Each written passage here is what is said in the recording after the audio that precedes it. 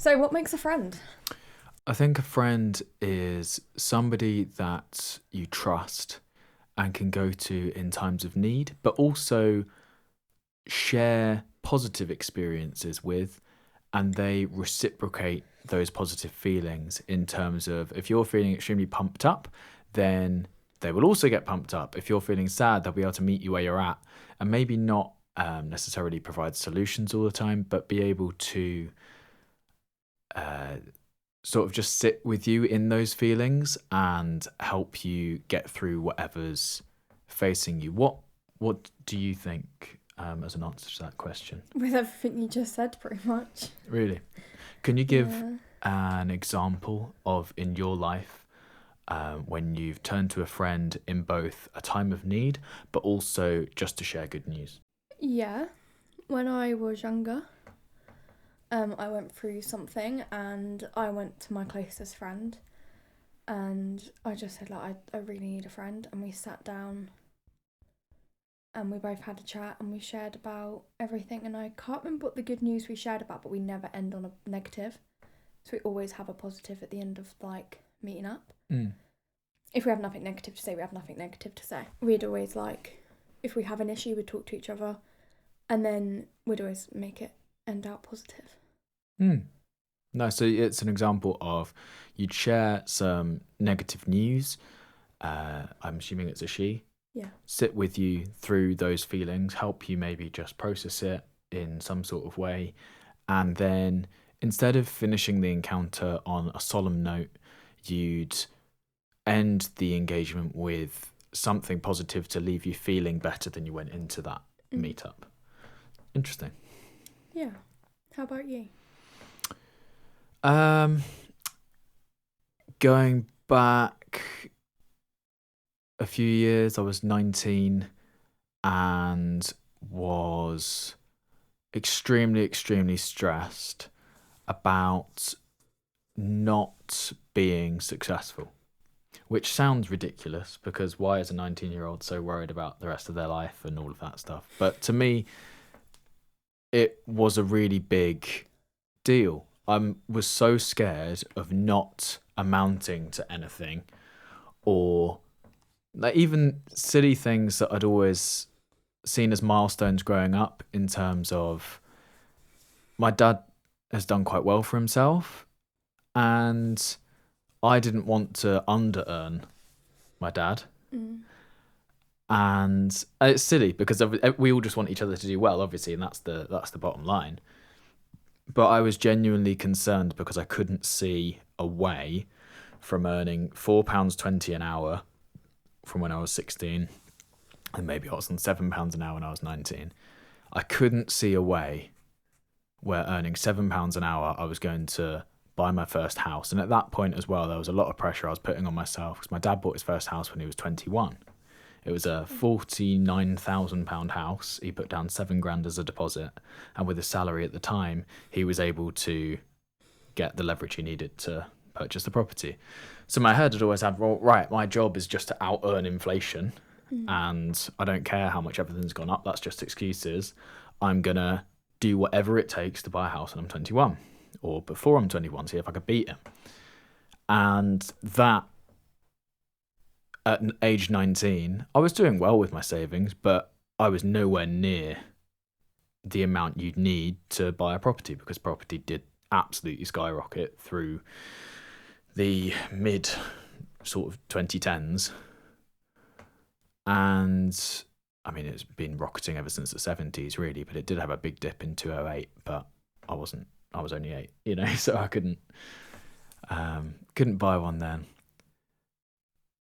So I went to my friends and I was talking, and it's very difficult when you're 19 and you have the problems of a 30-year-old.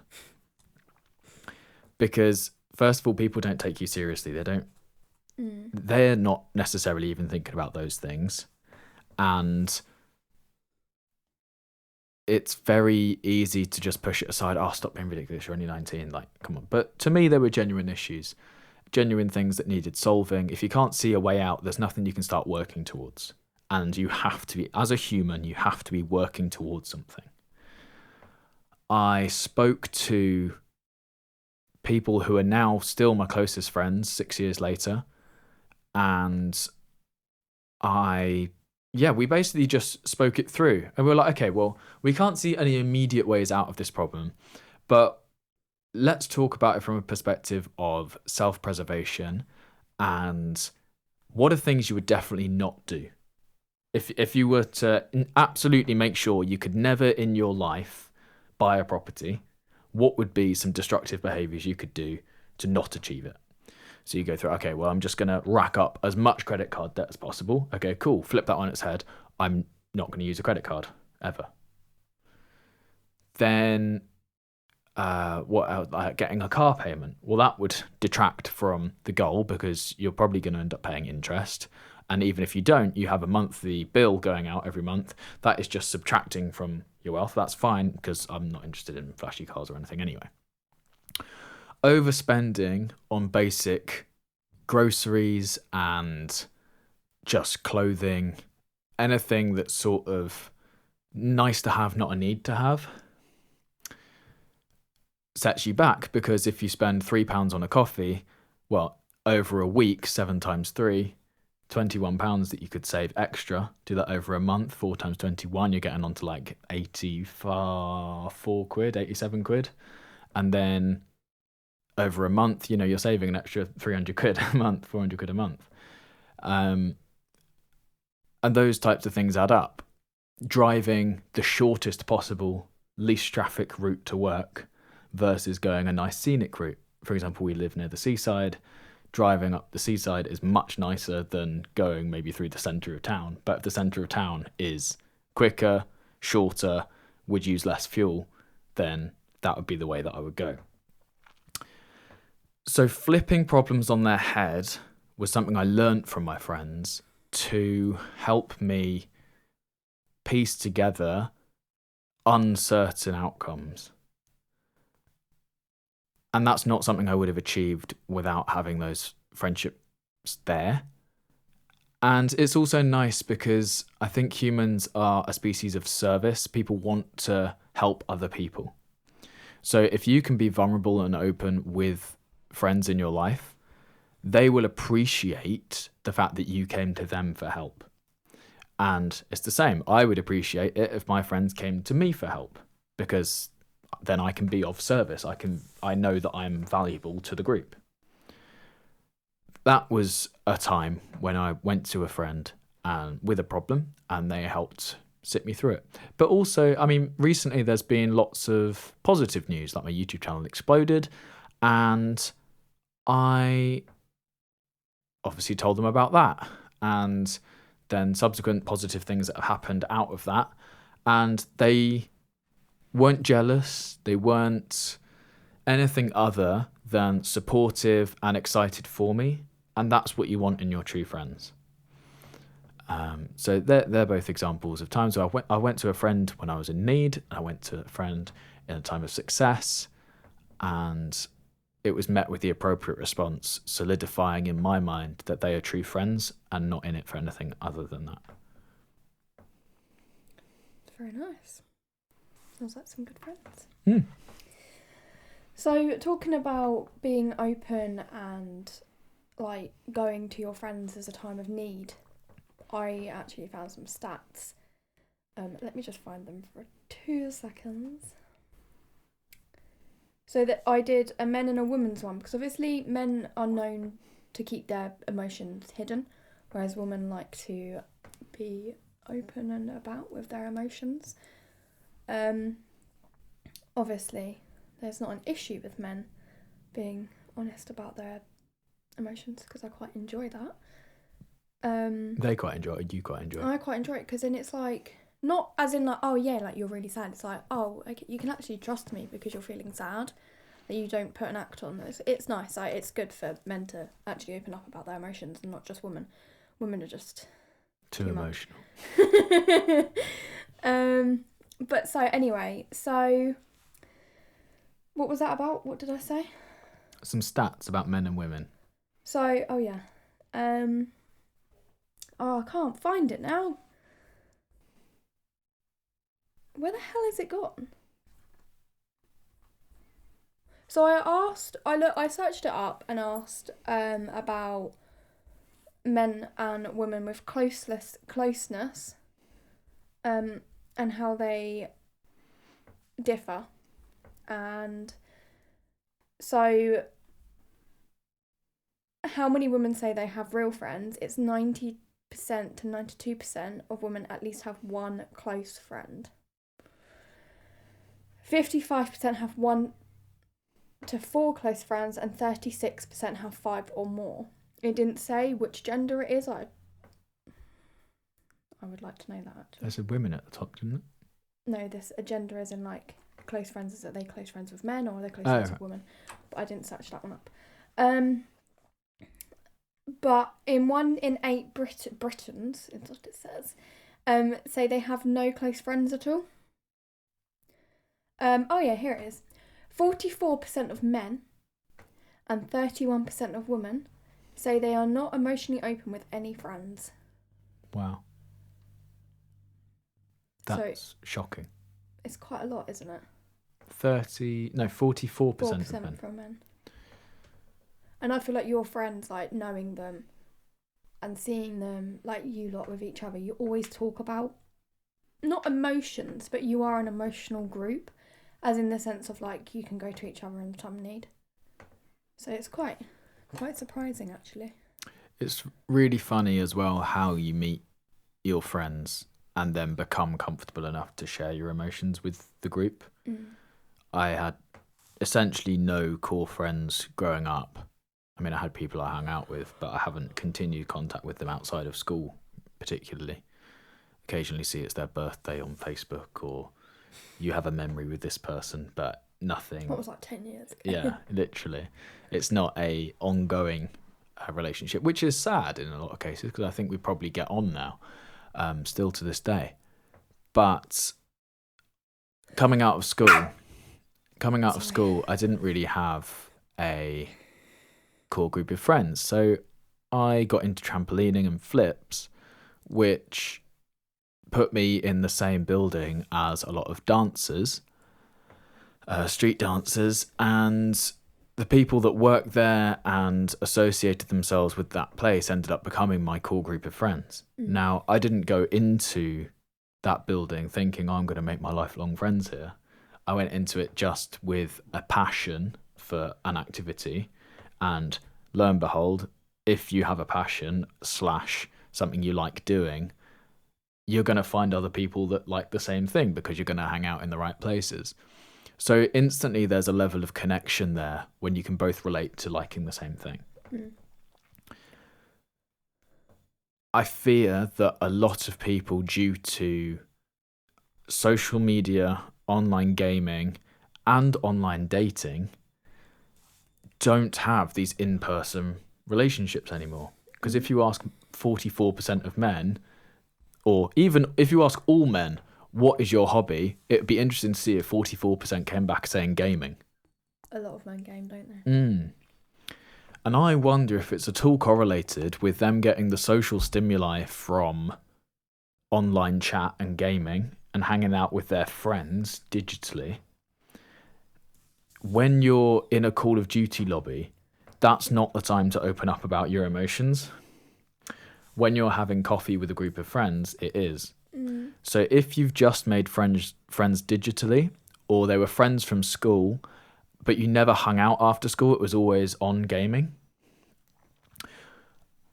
it makes sense to me that those relationships wouldn't be as raw and as honest as if you met up with them in person. What percentage did you say for women? 31. 31% of women. Now, it doesn't surprise me that's a lower percentage, but 31% is still an awful lot of women who don't have friends. No, that's to open up. That don't open up to their friends. So let's think about why that could be the reason. Because girls are, in my opinion, I can't say the word, but they're not very nice people sometimes. So like, say for argument's sake, you get yourself a boyfriend and then that girl is jealous and you can see the jealousy in the younger side of them. Like, they're not happy for you. They're like, oh. I would argue they're not true friends. So, but I think the core issue But is that's more. what girls are like. Quite a lot of girls are like that. So maybe they don't feel like, oh, I can openly open up to you. Openly open up to you? Yeah.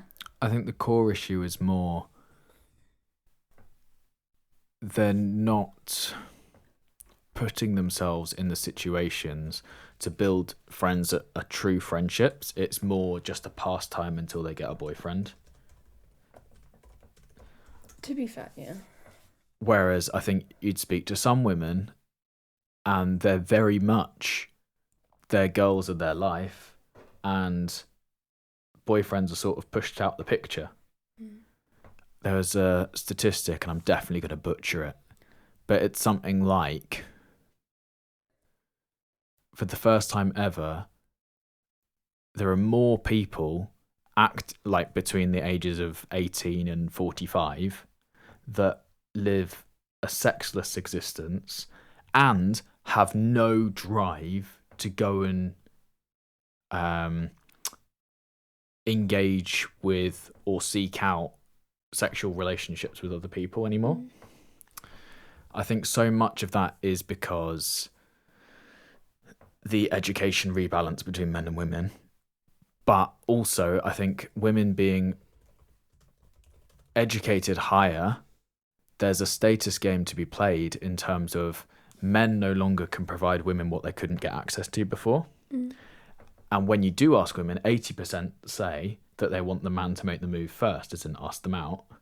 But then as soon as they ask them out, the woman's not interested because they have no status compared to the woman, because more women get degrees than men. Bonkers. How that relates to getting friendships and being emotionally open is, well, if the women are so focused, and the counterparts on the male side as well, are so focused on improving their lives and keeping their head down and no, I must focus on getting my degree or just working and working and working, you don't make time for those emotional connections with people because that doesn't fit in with your goal. And I've been sort of a victim of this myself in a way, on where I just want to lock myself away and work on my goals.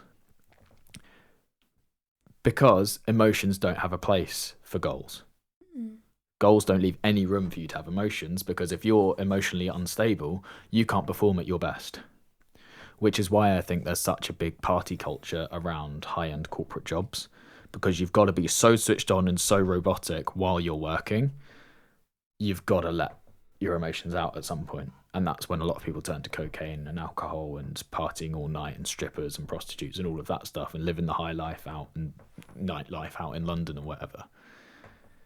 It's unsurprising. And those also don't build long-lasting connections with people because they've locked themselves away and then they've gone mad on a night out and you can't remember what happens the next morning, you know? So that's interesting. Did you have any more thoughts about the male side, the 44% of men? Well, I just searched up stats. Yeah, go for it. You went on your rampage. So why do 31% of women not open up to friends? This... Sorry, let me do that again. Why do 31% of women not open up to friends? There is a fear of judgment or burdening others, so they don't want to be too much overdramatic or needy. They worry about burdening their friends with problems, especially their friends are also struggling. So like everyone else might seem to have it together and they don't want to be the one that brings the mood down. Trust issues, so past experiences with betrayal, gossip, dismissal may lead to emotional guardedness. Some women have been hurt after opening up and now struggle to still feel safe doing it again. Cultural and family conditioning. Some are raised in environments where emotional restraint is praised, just get on with it mentally. They may feel like they should be strong, independent and not rely on others emotionally.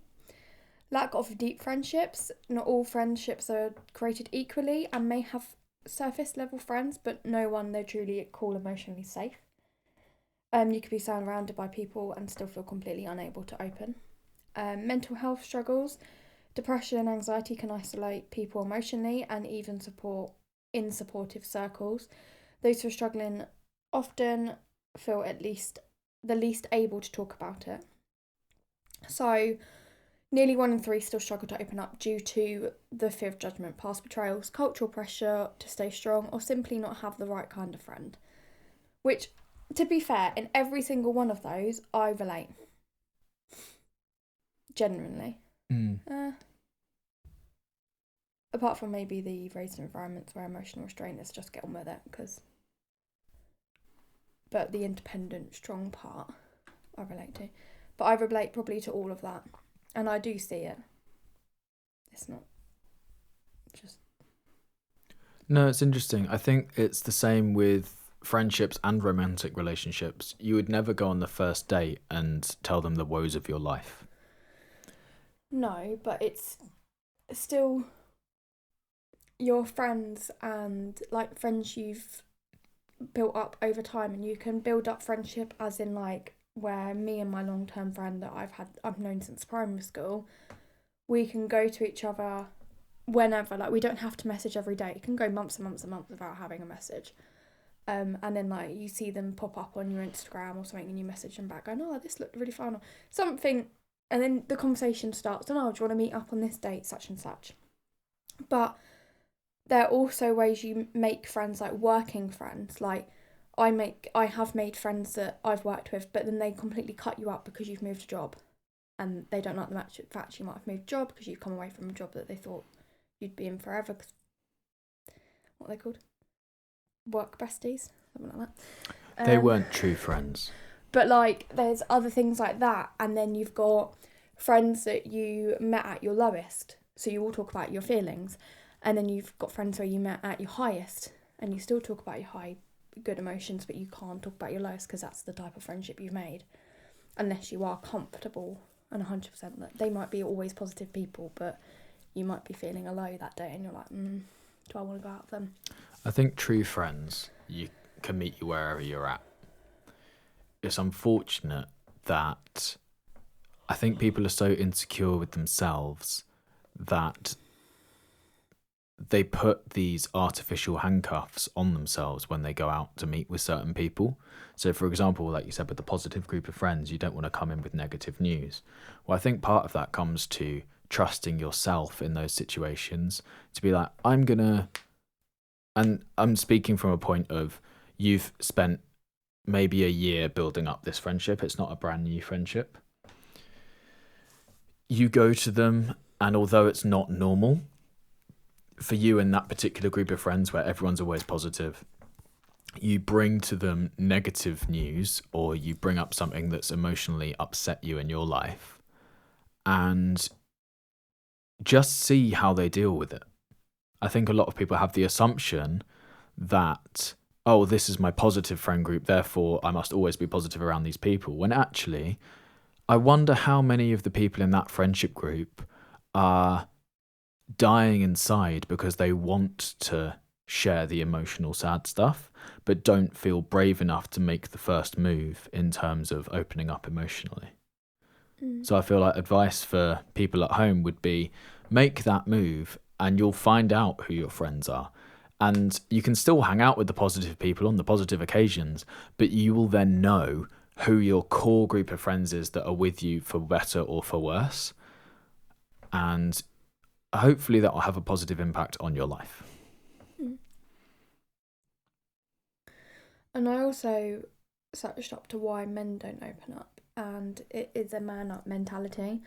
So from an early age, boys are often told, don't cry, be strong, handle it yourself. So if they show their vulnerability, it's shown as weakness. I feel like I've got an eyelash on my eyelid. So the fear of judgment or rejection, being laughed at, pitied or dismissed for being emotional. Always saying to be told to have it together. Lack of emotional safe spaces, like male friendships that revolve around doing things together, sports, gaming, banter, not talking about feelings. And you do see that if you're out and about, out and about in the community. You do see like the boyish, manly groups where you think maybe they don't talk about their emotions because of how like upbeat they are. There's a study that says When you're a single man, your testosterone is at its highest.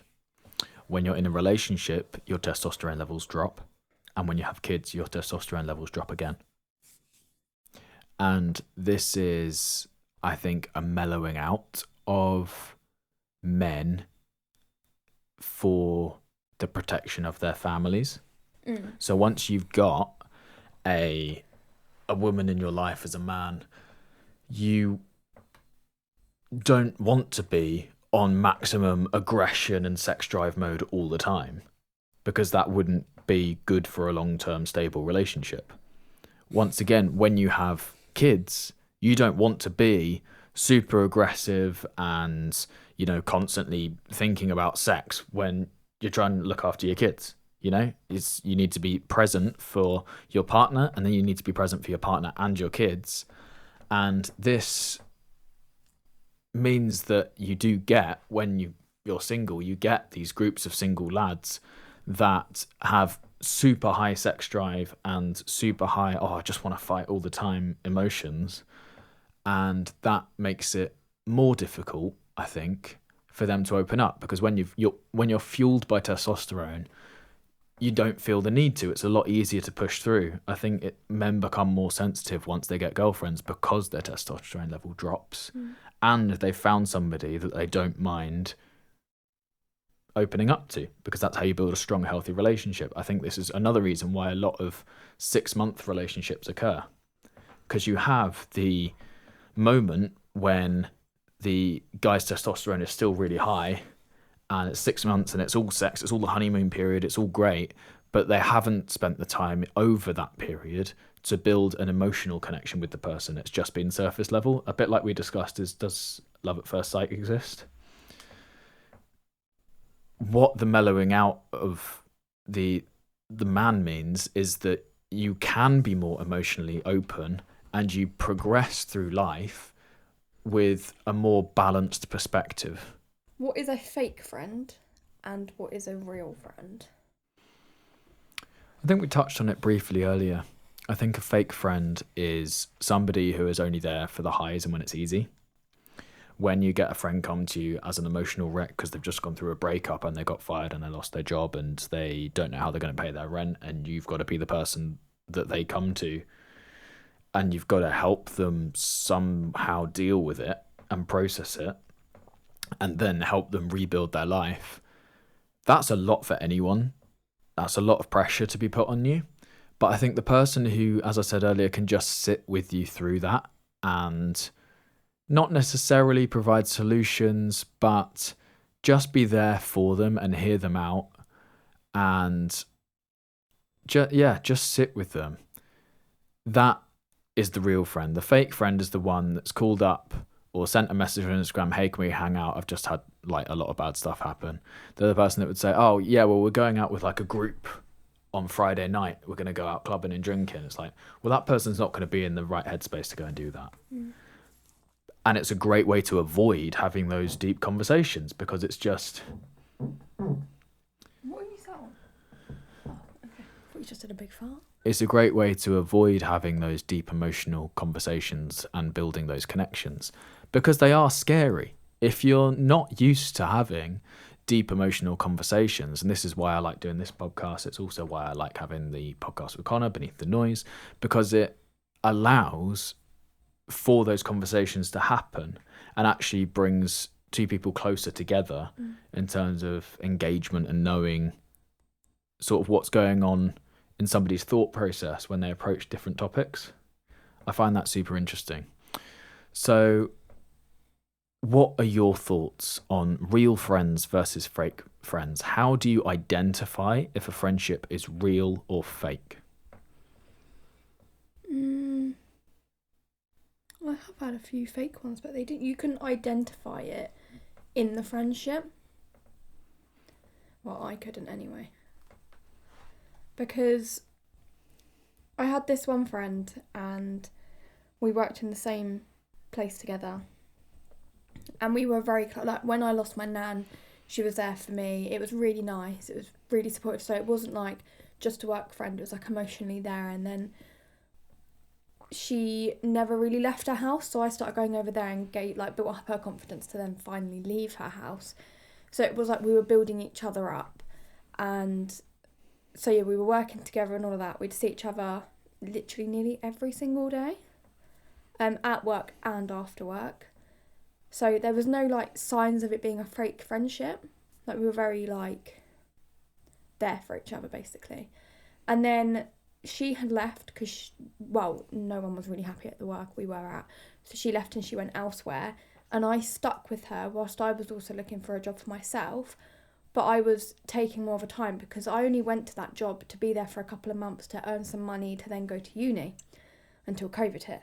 So I didn't get the chance to go to uni, which I'm very grateful for. But but going forward, like, she then came back. I begged my manager in the office and said, please, can you bring her back?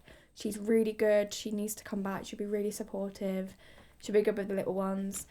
And she came back. She got her job back. I don't know if she had to have an interview or not or whatever. But she was an apprentice anyway, to start off with. And she came back as an apprentice. And then I was still not happy at that place. So I was still actively looking for my job that I wanted to do. And I found a job. I didn't tell her because I didn't want to ruin it. I don't think I told anyone apart from, I think it was you and my family, because you were there when Mum sent me the message, I believe.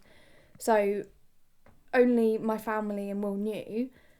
But I didn't want to tell her because I didn't want her to be like a Debbie Downer, basically. Because I started showing signs of it. I remember saying at the time as well, because you were saying, I'm not going to tell her, I'm not going to tell her. I was like, here's where we find out. Is she a true friend? Yeah. Or is she not? And it's, if she's not, it sucks because you've lost that person that you thought you had a close relationship with. But at the same time, the fact you didn't want to tell her means that I think you knew it wasn't a real friendship. Well, I didn't want to tell her because I didn't want her to also go for the job. I kind of wanted the break because you saw each other every single day, and after work, you'd see her every single day, and it got too much. And my social battery was basically going. And then it kind of changed a bit when I got to meet you, and we didn't go out every single evening. Like, we had a set date, but that set date then just got more and more and more. And then I actually became unwell just before I had this interview. And I didn't go into work. This was the first time I've ever had sickness off the whole time I've been there. And this was on the Thursday, which we were meant to meet up together. And I said, look, I'm really sorry, I'm really unwell, and also I have an interview. But I didn't want to say anything. I didn't want to ruin it because I wanted this to be a really good thing. And I've realised, like, back in the past, this is going off topic, but back in the past, I didn't tell somebody that I had my driving test booked. And I remember that I was like, no one's allowed to know. Literally the only people was my mum, my dad, my brother. No one else knew. And I passed first time, so I'm glad I didn't tell anybody because I'd have had too much pressure. And I didn't want this pressure on me of going to a new job and going for an interview and finding out. But after I had the interview, I told my friend, and I remember we were standing in the garden and we were talking about it, and she was like, oh, so you're not happy? And I was like, well, you've known I've not been happy for ages. And as time went on, she met this boy, and I started hanging out with Will more often. It was much more of a nicer way because I didn't have to make so much of an effort. And she then started spending more time with this boy. And then what I realised and what I started to notice was we were drifting apart. And when she found out I had a job, and I got the job, I told her I got the job. But I didn't tell her when it was a Christmas party. I was like, no one's going to find out. I found out on the evening, and I was dancing around my house going, yeah, I've got the job. And like, Mum and Dad always remind me of like, do you remember how happy you were? But I even got so drunk and I didn't say a word to anybody. Monday morning comes along, still haven't told anybody. And I get an email from the place saying, oh, you can't tell your work yet, like wait until we let you know that we're going to get references to then inform your work. So I waited, and then about 2 hours later, because obviously I wasn't allowed my phone in, and I got my manager came down going, oh, can we have a word? And I was like, oh God. And then it was like, oh, you found another job then? And I was like, yeah. And then because my manager knew, I was like, I may as well tell like my friend, because otherwise she's going to find out by word of mouth. So I told her, and it started showing signs that she wasn't happy for me. She wasn't showing the excitement like I showed her when she got another job. But she left it more abruptly, whereas I didn't. I left it on a positive note. And there were signs, and there was one. We were sat on the floor. We were working in a nursery, and we were sat on the floor with the little ones. And she said something about her birthday, and I started on her birthday, and I was leaving 2 weeks before her birthday, because I went to Wales for the week. And she was saying, oh yeah, I've got a friend coming over, and she didn't invite me. And I was like, and I just called her out on it. I went, why have you not invited me to your birthday? Like, I am actually here.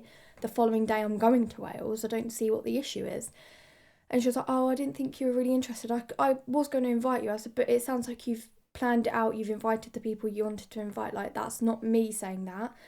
And then she went, oh, by the way, me and this boy's got together. And it was like she started to hide things from me, and it started to show, okay, right, you're not actually happy for me. You're annoyed at me that I've left or leaving. And then as time went on, I messaged her one day and I said, look, like, this friendship isn't really working anymore. She then threw in my face it because I was living with Will. We lived 20 minutes away. And we would always I'd go and pick her up, and then we'd drive to where Will lives, basically. And I was like, why don't you just drive to me? And then once you drive to me, we can drive in different, like I'll drive around and then I'll drop you back. And it just got too much where she was like, oh no, you're always with Will and you never want to spend time with me. And I was like, I do, but because of that one Thursday I told you I was unwell, we never met up again. Christmas party was probably the last time we went out from outside of work. So it started to show that she was fake after. Yeah, I think the other key thing to remember with friends when we think they're fake is you can be, as an individual, you can be extremely driven and want to progress. Whereas for certain friends, that's just not ever going to happen for them. Their mindset isn't that of, I'm just going to progress and progress and progress. I'm not going to rest until I'm where I want to be.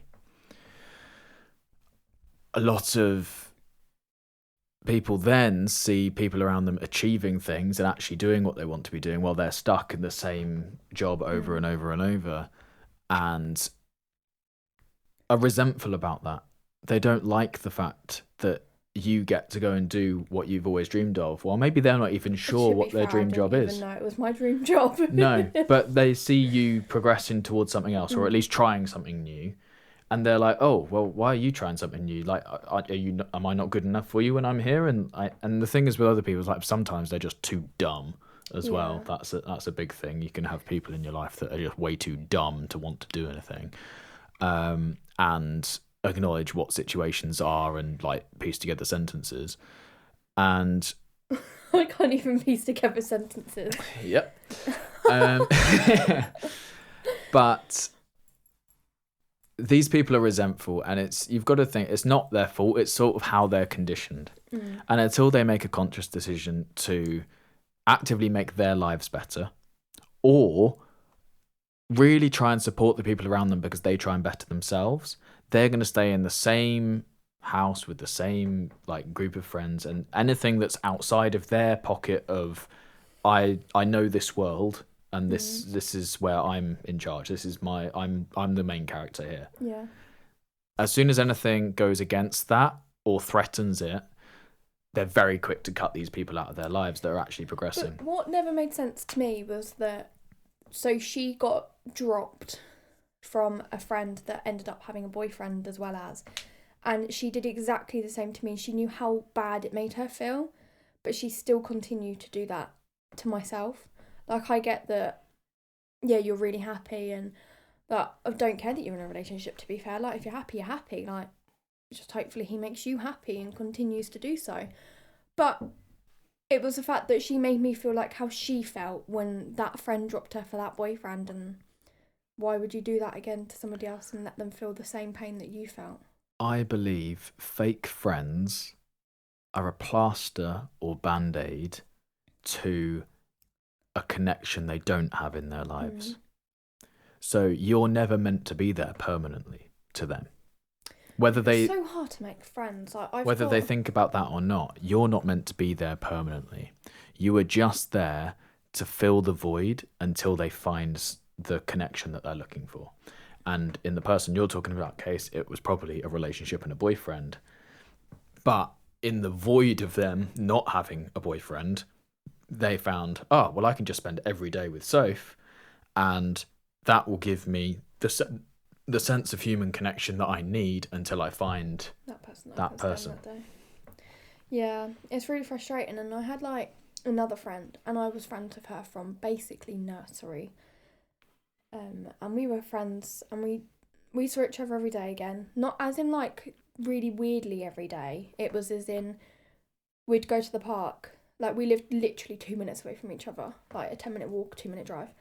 And the friendship was great. Mum was friends with her mum, and like it was always really positive. There were some negatives, but like we would have like the odd argument, and we'll get over it in the end. Like we were young, and sometimes like things would have kicked off, and like I went to a different school, she went to a different school, she left school because things were going on. Still there for her. Still really, really close up until 15. I got a boyfriend, and then she blocked me on everything, and then unblocked me, messaged me again, and then she ended up pregnant. I went through my own stuff. I messaged her going, oh, like, quick question. And she threw back in my face that she was pregnant, and I was like, I'm so sorry, I didn't know that, but congratulations. Being 16 or 17, I can't remember how she was, being pregnant, and I was like, okay, congrats. I spent the whole 9 months while she was pregnant being her chauffeur. And despite being friends for like 15 years, she then stopped talking to me, stopped making an effort, stopped everything when the baby was born. But the friend that had the other friend that she was not friends with that whole 9 months whilst they were both pregnant, she had no connection with them, nothing. And then they both have their baby, and now they're best friends again. And I was like, well, if I had my baby, if I had a baby, would we still be friends? Like, and I do miss that friendship, because it was always like, we always had like a good laugh, and like she got on with my whole family, and it was a really nice connection. And then as soon as this baby was born, it just cut off completely. And I've seen her and her firstborn like twice in the 5 years she's had him, and it's quite sad.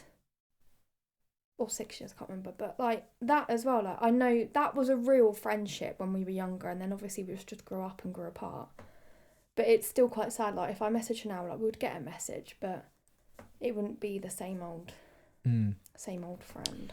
Yeah, my dad told me when I was younger, because we were going to see, I think it was one of my brother's godparents or something, and it was one of his friends from when he was growing up, and that's how he knew this person. And I was like, Dad, I never see you hang out with this person. Whose house are we going to? Like, what's going on here? And he was like, well, when you have a true friendship, you can not see them or speak to them for years. But when you do see them or speak to them, you pick up right where you left off. Yeah, this is me and Molly. And exactly. So I would say that she is your true friend, but it's not necessarily filling the void of your day-to-day needs of friendship. Yeah. And you won't go to her with every small little problem that you have at work. But when you have a big problem, you know that she's there for you, you know? / when you have some good news and you've had a big promotion or whatever's going on in your life, it's like, you know that you can share that with the person. You can go and hang out with them, and like it'll be a really positive time, and you don't have to worry about the time you haven't spent together. That is a true friendship. So the way that I've tried to cultivate my friendship group is by building the friendships where you don't have to have day-to-day connection, but whenever you do message them, it's just like old times. I don't think I've messaged Molly in a good fair few months. I didn't get a happy birthday from her, and it never bothered me because we don't message that often to remember. I remember her birthday, but I remember everyone's birthday because it's a number. Soph's very good with numbers. She's the most numeric childcare worker in the world. You should be a bookkeeper or an accountant. I did actually want to be a banker when I was younger because I enjoyed counting money.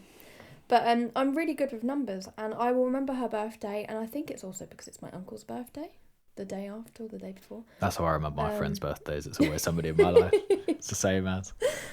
So like that didn't bother me. I wasn't hurt by it because when I do then message her, she'd be like, or maybe she did message me, I can't remember, but she'd be like, oh, how was your birthday? She'd remember it's been my birthday, but why would I be hurt that I never got a happy birthday? Because 22 years I've had a happy birthday from her. Why all of a sudden does it need to stop now? But no, it got, like, with her, like, I'm always happy to message her and whenever, and like, yeah, sometimes it can be a little bit frustrating, but we have never ever ever had an argument in our whole friendship, and that's how you know when it's true. Stop looking at my boobs. Oh, sorry. So yeah, I don't think, like, when we met up last year or the year before, when we went to the harbour, and we just sat in this restaurant, and it was like, I have seen her the other day, and it was great. I absolutely loved it. And like, every time we do meet, it's like she get in the car. I never feel awkward. I never have to make the effort. My social battery is never ever dead, like, by the end of it. Whereas, like, some people do absolutely drain my social battery. But even like the ones at work, like, I'd probably say 3 good friends at work that I message outside of work as well, and it won't have to be about work, it could be about anything. But the rest of them, I just kind of talk to them because I have to. You have to be professional with everyone you work with. But like, these 3 friends, I can talk to them outside of work. I can have a massive rant about work, and yeah, that's nice. Like, that's actually, you made a friend at work, and that if you do leave, it's never going to end, sort of thing, I would say. Yeah. Unless you move places. We should invite them round for dinner. I don't want to do that. Why? Because I don't know. That's what a true friendship is. Yeah, but I haven't invited Molly over. So the time we moved it. Actually, Why not? I can't believe I haven't, to Yeah. be fair. Because I You genuinely need to forget get on about it. her. You need to get on But it. like, not horrible, but like, do forget about her. The best way to strengthen friendships is by seeing them in multiple locations. So there's a 7-4-11 rule, and it's speaking to somebody for 7 hours in 4 different locations on 11 different topics. Jesus Christ, 7 hours. And that is how you build but over the life, like, over. Oh, okay. Yeah, not in one session. Say, Because you can't do it, dead. can you? Because it's 11 different topics and 4 different locations. Yeah. And what that allows is for, if you were to see them in a place where you didn't decide to meet up, say you're in a crowded room and you saw them across the room, that's the minimum required amount of exposure to have to that person, to where you'd feel justified in going over and saying hello, which is how you build true, meaningful friendships. Oh, I saw Molly in Brighton once, and she was getting her nipples pierced. And I went, I can't remember what I was doing, but I walked past her and went, oh, hey, and we had a chat for like 10 minutes. But like, I wouldn't be able to do that with any other friend. No, because you probably haven't spent the 7-4-11. I probably haven't done the 7-4-11 with Molly either. Yeah, you have. Have I? White Horse. Yeah. Thai restaurant that you went to. Yep. Brighton. Yeah. And wherever you first met. School. There you go. There's your 4 My locations. house, her house. There you go. Yeah, Park. so you've done the locations, you've done more than 7 hours, and you've done 11 different topics. But then the same with the other one. Yeah. But I feel quite very drained after seeing her. And I don't know whether I'd see her and have a 10-minute conversation, or it would be a hi-bye. Well, you haven't known them as long. Yeah. They're both my age. I don't know who Both we're in the talking about same- now. But yeah, no, I always think you should invite people around and have, like, social life. I know I'm much more social than you are, but I'm very quick to say, okay, guys, look, I'm done now. You need to go home. Like, I'm that person. I would just say it, and they respect it. They know who I am, you know. Yeah. But that is me being authentically myself. I'm not faking anything. It means that I'm not trying to put on, like, this certain character whenever my friends come around, because they're my friends. They just, like, I see them as brothers. It's like we just hang out, you know. And when I've had enough of them, I'll tell them. You know. So, yeah, really interesting. Well, to end it, are you a good friend right now? Are you being a supportive, lovely friend? I think so. I think I'm quite bristly in terms of... So I have certain friends that... Well, it doesn't matter. Whoever I'm talking to, I'm very matter of fact and don't have time for wish-wash. I can tell that. If I have the solution to your problem, I will just tell you. And that is not what my friends always need.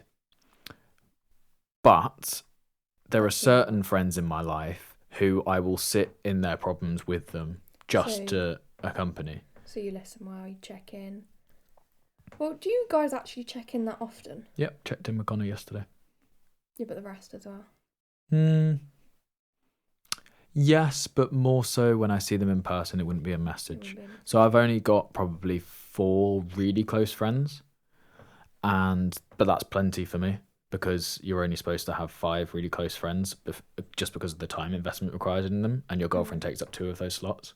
So I'm already on borrowed time with. Do they take up my 2 of friends. do I take up those 2 of those spots? In terms of time you spend with them and how close you get, you are worth to me the equivalent of 2 really close friends.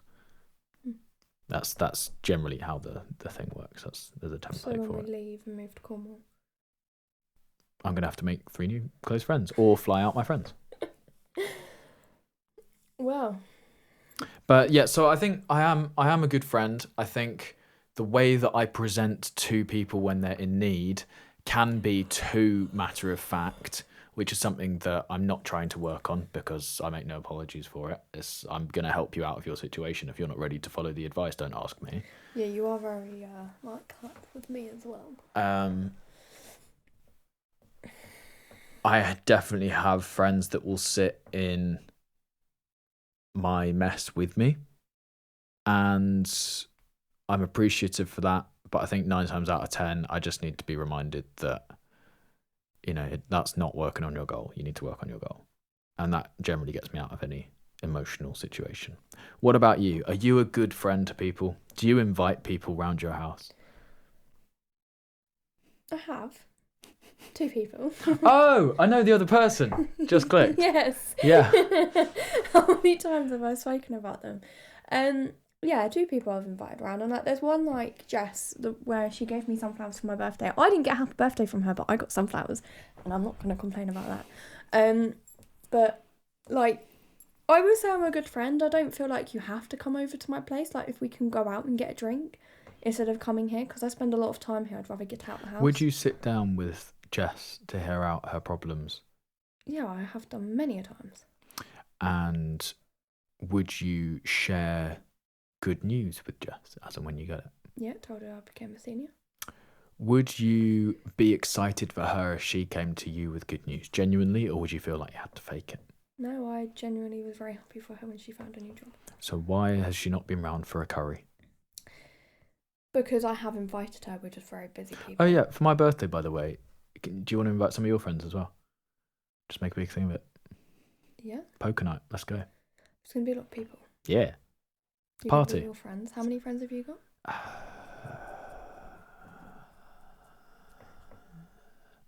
3. Okay, 3 each. But then. But 2 of that's them are all bring that's boyfriends. confirmed so far. It could be 7 or 8. Oh my god, I'm going to hide away in the bedroom. Me and Connor have already sort of bagsied that bed. No, sorry. It's my bed.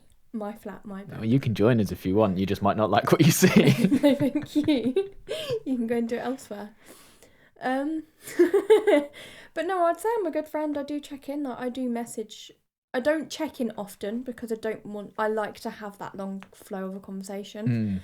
Like, if you check in every day, it's like, what else can I say? Yeah. Like, you can't catch up and say, oh yeah, this week has been really good, or this week has been really bad. Emotionally done, very happy, like stuff like that. Like, I do check in, but it might be months. Like with Molly, it's months and months and months until I check in. But then we are messaging each other for like months afterwards. I do listen.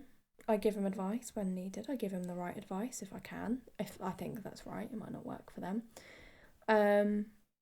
I try to keep promises. I don't really make promises because I know, for me, like say for today, I would have cancelled on a friend because I am absolutely tired. After 3 days at work and then having today, I would not be able to keep the promise of going, oh yeah, I'll meet up this evening, because then I'm back at work again tomorrow and Thursday and Friday. It's like, I don't have the energy for that. I don't want to sit and have a conversation with you for a couple of hours because I can't. So I won't promise to meet them, but if there is a promise that I need to keep, I will keep. Yeah, makes sense. But yeah. Cool. If you've enjoyed this episode, make sure to like and subscribe, share with your friends, add to your watch later future podcasts or other podcasts that we've made. Maybe you're going on a drive and you could listen to us while you're driving. That's when I like to listen to most podcasts that I listen to.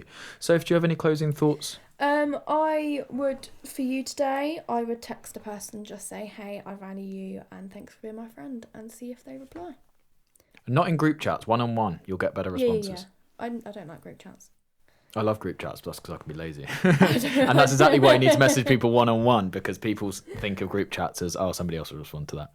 So yeah, thank you so much for watching. Catch you all later. Bye. Bye.